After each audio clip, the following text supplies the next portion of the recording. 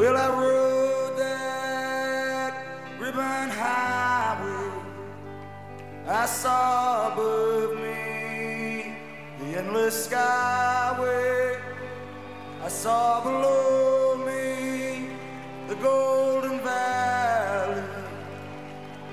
Well, this land was made for you and me.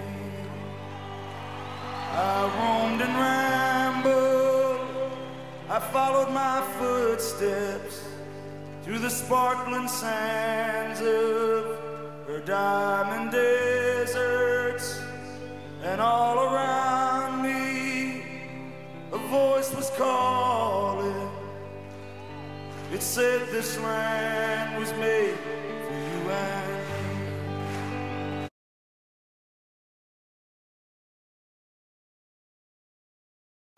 Hi, my name is Ariel Lee, and I will be going over the contaminated foods portion of Food Inc.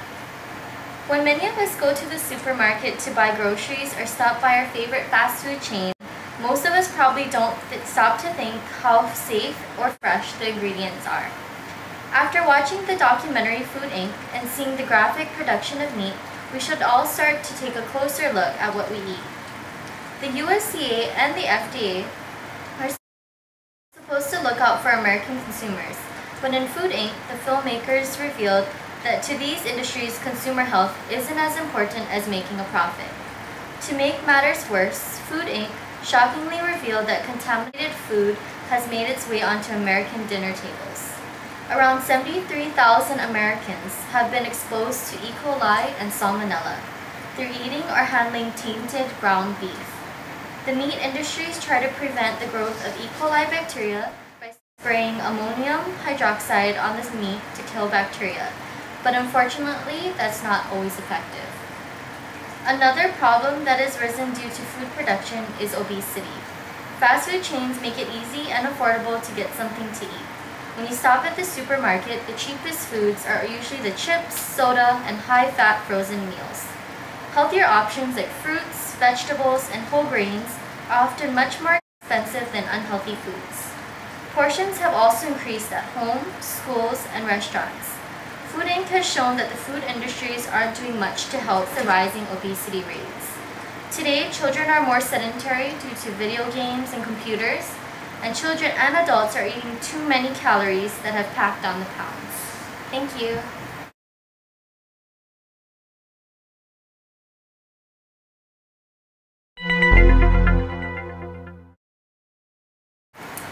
Hi, my name is Stella and I'm doing my portion of our presentation on how I changed my diet due to watching the documentary Food Inc. Prior to watching the documentary, my diet pretty much wasn't a consistent one. I'd eat maybe anything and everything that I kind of really wanted without any hesitation. When I watched the video, two main things stuck out for me, and they were how the chickens and the cows were raised. I learned that the cows were being fed corn instead of natural grass-fed like they were intended to. And because they were being fed corn, it wasn't really healthy for their bodies and their digestive systems. It caused mutations in their stomach, which led to the growth of E. coli. Cows need to eat grass in order for the E. coli not to exist. I didn't want to risk getting E. coli poison myself, so I decided to stop consuming beef. Another meat was chicken. In the documentary, they were treated really inhumanely. The documentary depicted chickens that were injected with growth hormones, which caused their bodies to be grossly disproportionate, meaning like top-heavy. They were like becoming more bigger than they were supposed to be. It was so bad that they would get top-heavy and fall over in their ankle waist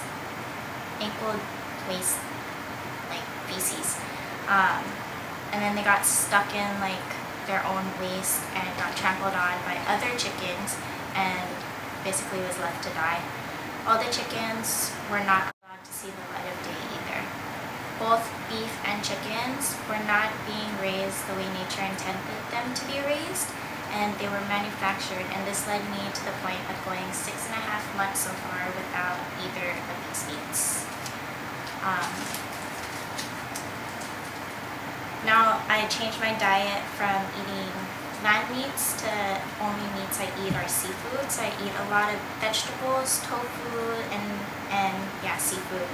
I feel that my energy levels are better, and I feel the major difference in the mornings when I wake up with my son. I feel more energetic and less tired, and yeah, I recommend this movie for everybody to watch.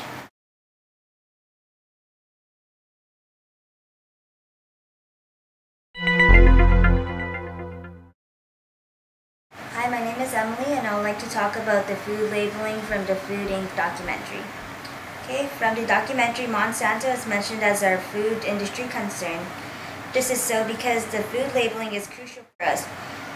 It's very important when knowing what's healthy and what's not, because the consumer wants to understand what they're eating. First of all, food label addresses the safety concerns of all food products. This ensures that food is full of safety to eat and gives information on what consumers are purchasing. This is regulated by two main industries, the Food and Drug Administration as well as the USDA. Just the basic things about the food regulation. This usually requires the food labels and the product name, the net content of the package and the weight and content, as well as the list of ingredients and the nutritional fact statement with the manufacturer's name and address. The health claim contains that the profile of the food items to a health condition and disease. The FDA permits that the manufacturers are allowed to claim it healthy as long as the product contains a limited amount of sodium and cholesterol, as well as low in fat, and it has 10% of recommended daily allowance of vitamin A, vitamin C, iron, protein, calcium, and fiber. The problem with the Monsanto is that the FDA only creates that the law, and it doesn't check the actual manufacturer's jobs.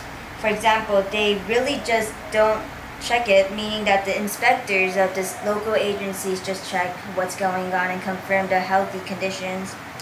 So the FDA just oversees the basic idea. And back to Monsanto. Monsanto is a leading corporation in agricultural biotechnology. So FDA claims that the labeling of the GM is unnecessary as long as there's no meaningful change to the product. For example, if the food turns out fine or normal in the end, then it is unnecessary for the company to report their modification. However, like mentioned in the Food Inc., us civilians are almost like the guinea pigs to the Monsanto because we consume GMO that has not been tested for a long term. And a lot of lawsuits argue that the corporations are making a lot of GMOs to the civilians because it's unsafe for the human consumption and affects the health of the unborn and other kids. Additionally, in November of 2012 in California, they're going to have a vote on whether the GMO labeling should be legal or not. This will be important for them because they would know what they are eating ultimately, and for us too.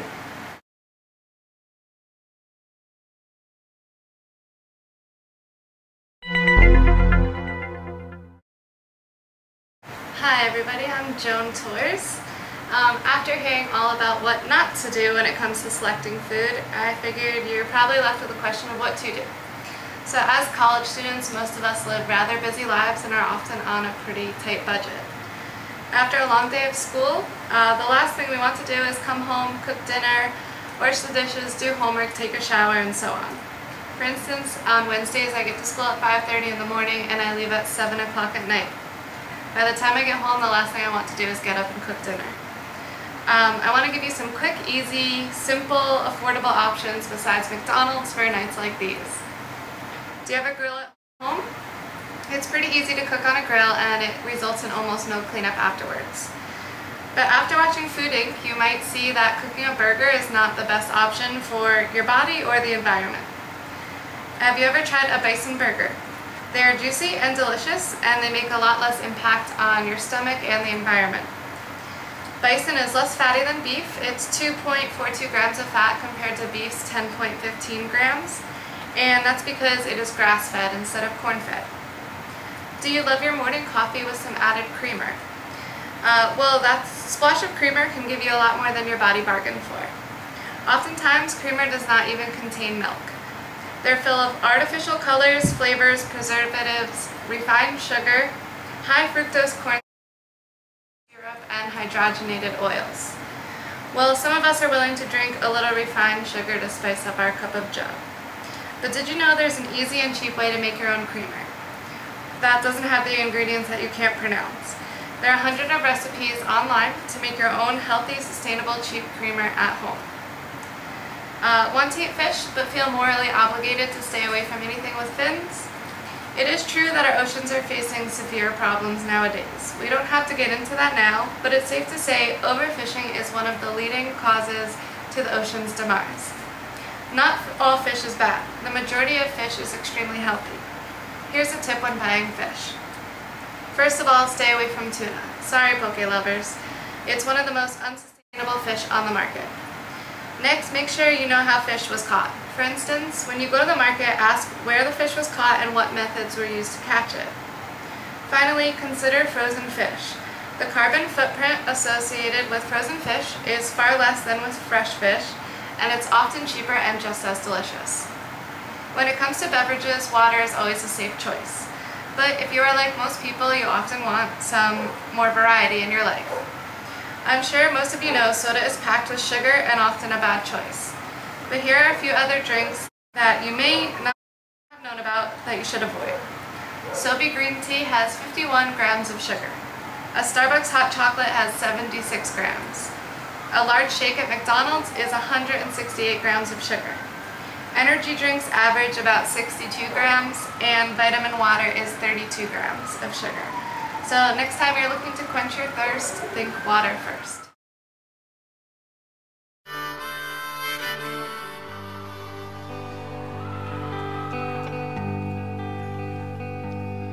Well, I rode that ribbon highway.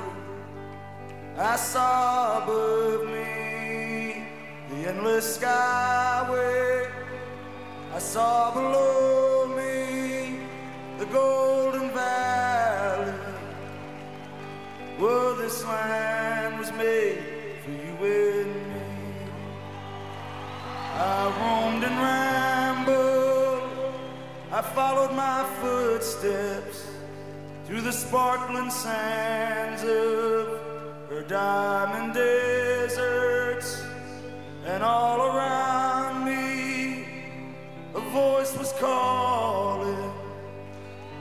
It said this land was made for you and me. Well, this land is your land, this land is my land.